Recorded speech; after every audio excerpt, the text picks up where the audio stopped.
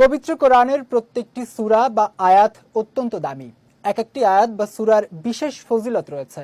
তবে কোরআনে এমন একটি সূরা রয়েছে যা কোনো ব্যক্তি প্রতিনিয়ত আমল করলে সেটি তার জান্নাত লাভের কারণ হয়ে যাবে।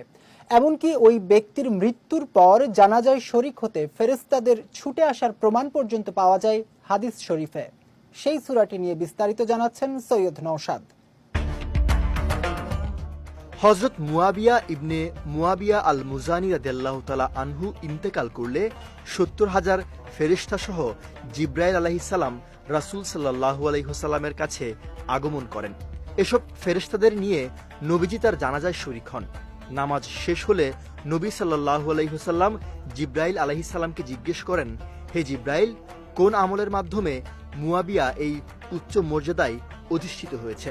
জবাবে জিবরাইল আলাইহিস সালাম বলেন, এই মর্যাদা লাভের কারণ হলো সে দাঁড়িয়ে, বসে, হেঁটে হেঁটে, সওয়ারিতে, বাহনে চড়া অবস্থায় তথা সর্বাবস্থায় সূরা ইখলাস তিলাওয়াত করত।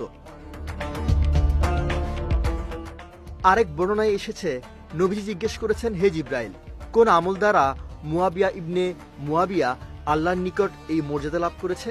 জিবরাইল আলাইহিস সালাম উত্তর দিয়েছেন, এর কারণ হলো সে সূরা ইখলাসকে মহব্বত করত এবং চলতে ফিরতে, উঠতে বসতে সর্বাবস্থায় এই সূরা তিলাওয়াত করত।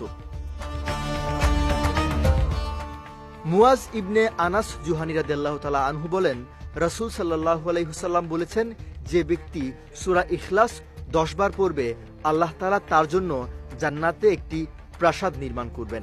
এ কথা শুনে উমর ইবনে খাত্তাব রাদিয়াল্লাহু তাআলা আনহু বলেন, তাহলে তো আমরা অনেক প্রাসাদের অধিকারী হয়ে যাব, অর্থাৎ অধিক হারে এই সূরা পাঠ করব, ফলে আল্লাহ আমাদের অনেক প্রাসাদ দান করবেন।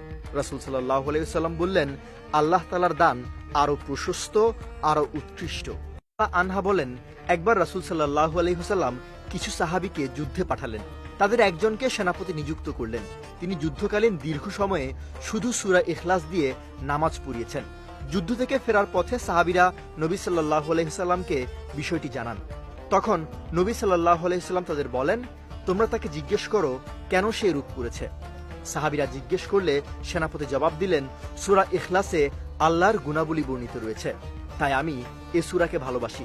নবী সাল্লাল্লাহু আলাইহি ওয়াসাল্লাম তখন সাহাবীদের বললেন, তোমরা তাকে বলো আল্লাহও তাকে ভালোবাসেন। সৈয়দ নওশাদ, বিজয় টিভি নিউজ ডেস্ক।